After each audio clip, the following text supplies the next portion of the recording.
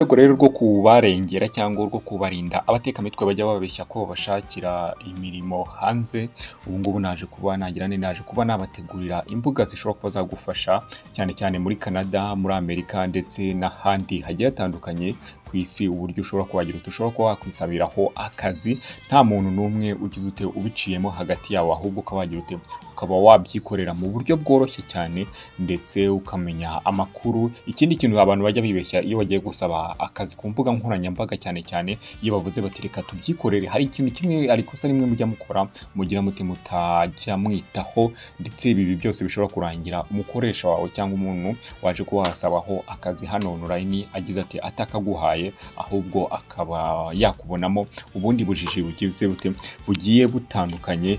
Ariko ahangaha ijambo rimwe nakwereka, ahangaha urabona iyi RMIA, iri ni ijambo ubona ritoya cyane ariko rigize rikomeye cyane, ku buryo uba ugomba kurimenya. Niba winjiye nko kuri urubuga rwanditseho Job Bank Canada, uru ni urubuga rwa Canada, ni urubuga rwemewe na leta ya Canada. Ahangaha ugira uti ushobora kuba wajya gusabiraho, bakaba baguhereza visa sponsorship, ariko biturutse ku iri jambo ryonyine wagiye ukabona ku kazi urimo usaba, ukabona iri jambo rigize ririho rya RMIA.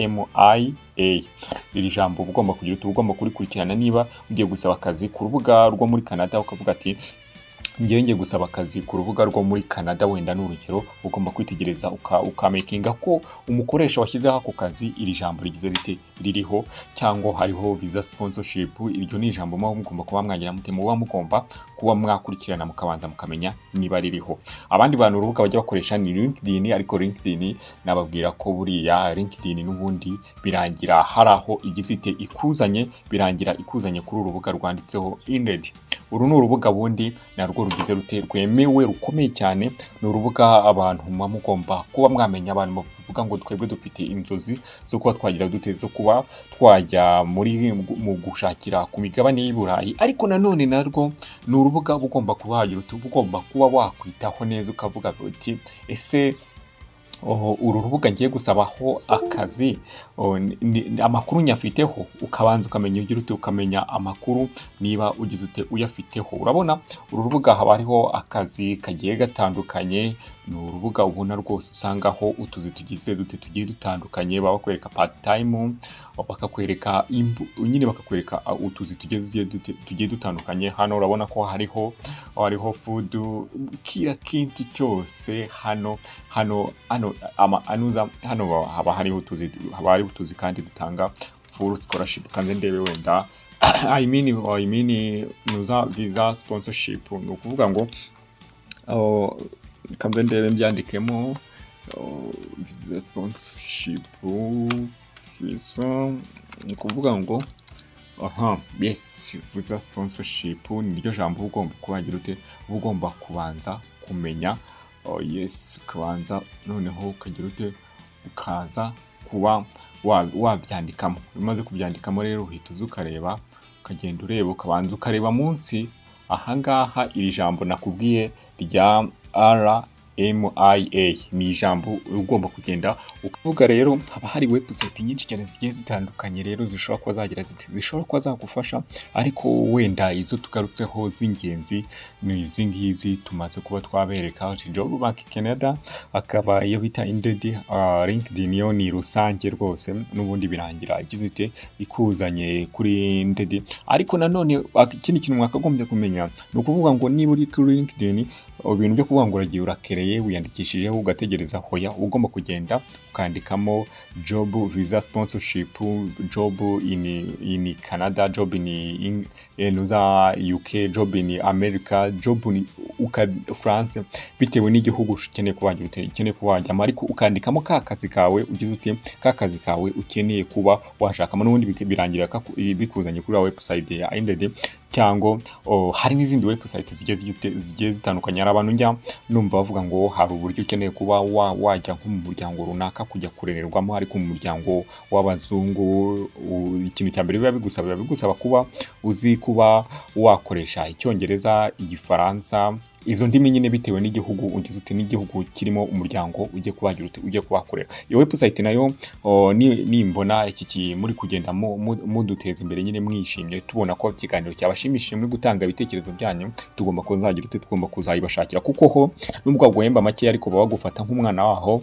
Ikindi barakubwira bati wenda dushobora kuba twakwishyura nk'amashuri, ukaba wajya kwiga amashuri cyane cyane ikibanze kiba gikenewe mbere na mbere, bagomba kwishyurira ishuri ku buryo ugomba kujya kwiga n'urwo rurimi rwo muri icyo gihugu, kuko wenda ushobora kuba wenda utazi nko kuvuga igifaransa neza, bakakubwira ati noneho kugira ngo ubu umwana wacu natwe tunoneho tukwandike ahangaha, nakubwira ko ufitemo n'amahirwe menshi cyane, wenda urubyiruko ubu ngubu nibwo ndi kubwira, ariko cyane cyane aha kazi karimo rwose pe, yaba ari ku muntu cyane cyane ahangaha ibintu biba bikenewe. Hari abantu baba bakenewe cyane cyane, abantu batwara ibintu by'imizigo, abantu b'abasekirite, abantu bakora mu bintu nyine byo mu nganda, abantu bakora mu nyama, abantu bakora ibintu by'ubuganga, buvuzi. Ahangaha mugize muti ama application yanyu abarimo cyane, haba harimo ibintu visa sponsorship nyinshi cyane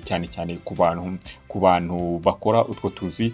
Urabona ko hano akazi kaba gahari hano online, nyamara ukaza kuba kwishakira, ariko hari abo bantu nyine, abantu bakeneye ibyo ngibyo byo wenda bandi bo tuzagira tuzavugana nimbona ikiganiro mwagize muti mwakishimiye. Ariko ahangaha mutandukane n'amateka mutwe babizeza babwira bati twebwe turabashakira akazi hanze y'igihugu cy'u Rwanda, nyamara ugasanga amafaranga yanyu barayariye, ariko nta kintu ugize uti nta kintu bibamariye. Ahangaha rero ushobora kuba wakikorera application yawe, ukavuga ati njye application yanjye narayikoreye, igihe cyose izazira ngomba kubarangira, ni ngomba kuzayikurikirana, ariko buri kimwe cyose ngomba kubafasha, mukajya mugacikana n'ubutubuzi mukorerwa hano online. Babizeza ko bagomba kubagira ati bagomba kubashakira akazi. Abantu bashinze izo company banyihanganire, ariko rimwe na rimwe bajya bagira bati bajya bakora amakosa. Hari amakosa amwe bajya bakora akomeye cyane, ari nayo wenda umujene ukomoka mu Bwongereza ashatse kunkorera ejo bundi. Ndamugani rero ibi bintu nubwo wenda ukomoka hano muri iki gihugu, wenda njye nikomokera muri Afurika, ariko ushobora kuba utandushaho amakuru agize ati ahagije, ni igihugu cyawe, ariko ibintu ntabwo ndushaho amakuru ahagije, kuko nicyo kintu cya mbere nitaho mba nanga bya bintu byo kuvuga ngo umuntu baramutwaye ugasanga baragiye baramugurishije, bagiye bamukuyemo impyiko, ibiki byose, ugasanga umuntu ari aho ngaho bamugize igisenze, gerageza ati agarutse iwabo muri Afurika, nyamara yaratanzwe wenda n'umuntu we bwite. Ariko ahangaha izi mbuga zose mbagira nemba ndi kugenda nkwereka niza mbuga uhaguruka na leta y'ubwayo izi aho ugeze ute aho ugiye, kuko hari n'ibindi byangombwa babanza gusaba famiye yawe, babanza gusaba buri umwe wese kugira ngo bakujyane neza, babizi neza ko na leta zite ibize. Ahangaha ntago byanga byo gucorwa ibiki n'ibiki, oya. Ahangaha nicyo kintu mba nabafasha abantu bari mu gihugu cy'u Burundi, muri Uganda, mu Rwanda, muri Tanzania, muri Kenya, hehe hose rero aya makuru agize ati arabareba. Cyane cyane abanyafurika, ubwo nibo ndi kwibwira, burangiye nikundira abanyafurika bene wacu, burya ndabakunda cyane, ko badashobora kuba wenda hari uburyo bashobora gutwarwa mu kigare bavuga bati mugiye kujyanwa ku butaka butagatifu, niko abenshi cyane bajya bavuga ngo, cyangwa ku butaka bw'isezerano, ariko ugasanga rimwe na rimwe butwawe n'abantu ubona bari aho ngaho bagiye kuba yahagira ati bagiye kuba babakorera ubugome bw'indengakamere rwose. Icyo kintu mba ngirane, nicyo kintu mba ndi kubarinda. Rero reka dusubikira ahangaha ikiganiro mugikunda, tuzagenda tubagezaho n'ibindi byinshi cyane bigiye bitandukanye. Ikintu cya mbere tugomba kubasaba ni ugukora share, ubundi mugashyiraho ibitekerezo byanyu, subscribe niba utarayikanda ukayikanda, kugira ngo kugira ngo tujye twishima natwe tuvuge tuti urubuga rwacu rumwe rurazamuka, tukagira dute tukaba twakora ibindi bintu bigize bite, ibindi bintu birenze bitewe n'ibyo mugira muti, n'ibyo mwifuza, n'ibyifuzo byanyu byose, kugira ngo tuze kuba twagira dute, kugira ngo tuze kuba twabigira impamo. Reka mbashimire rero mwese mwamaze gukanda subscribe ku Ihozo TV, turi kumwe muri iki kiganiro Rituru. Komeze kugenda mugira ibihe byiza.